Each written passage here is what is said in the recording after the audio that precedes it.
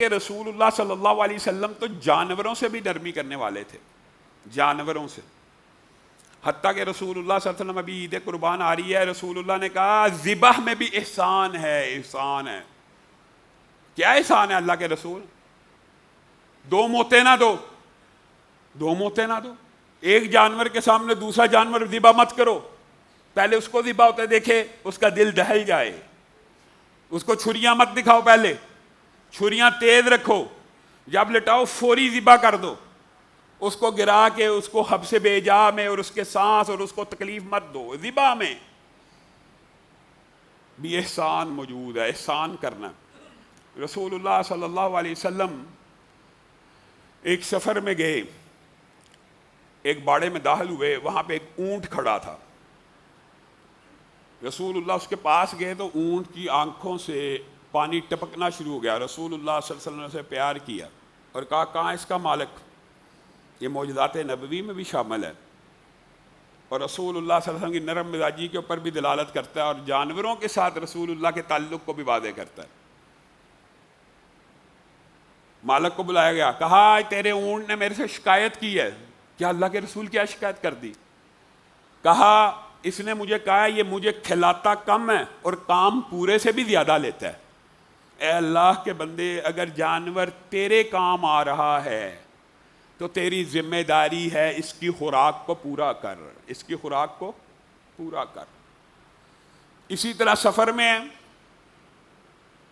رسول اللہ کے اوپر ایک چڑیا اڑنا شروع ہو گیا. رسول اللہ اس کی طرف دیکھتے ہیں، اس کی پکار کو سمجھتے ہیں. صحابہ سے کہتے ہیں کون ہے جس نے اس کے بچوں کو اٹھایا؟ صحابہ کہتے ہیں ہم نے اس کے بچوں کو اٹھا لیا تھا کھیلنے کی نیت سے، پالنے کی نیت سے، اس کے بچوں کو واپس کر دیا جائے.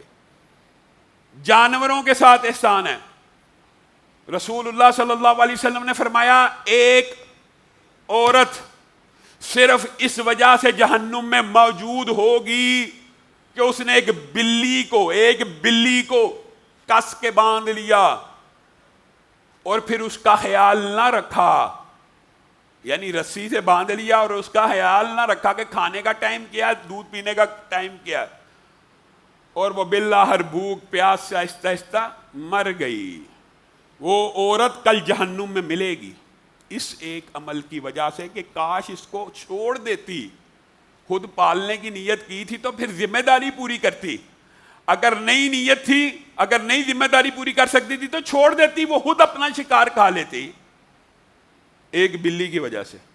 اور دوسری حدیث رسول اللہ صلی اللہ علیہ وسلم نے فرمایا جنت میں ایک ایسا شخص بھی ہوگا جس نے ایک مرتبہ زندگی میں ایک کتے کو پیاسا دیکھا ہوگا اور کتا پیاس سے ہلکان ہوگا. اس بندے نے اپنے لیے پانی پیا اور پھر وہ کنویں میں اترا اور اس نے سوچا جیسے میں پیاسا تھا، جیسے مجھے پیاس لگی ہوئی تھی، یہ بھی اللہ کی ایک مخلوق ہے، اس ٹائم پیاس سے مرنے کے قریب ہے. اس نے اپنے موزے میں پانی بھرا اور کتے کے سامنے رکھ دیا. کتے نے پانی پیا. کل جنت میں تم اس شخص کو دیکھ لو گے.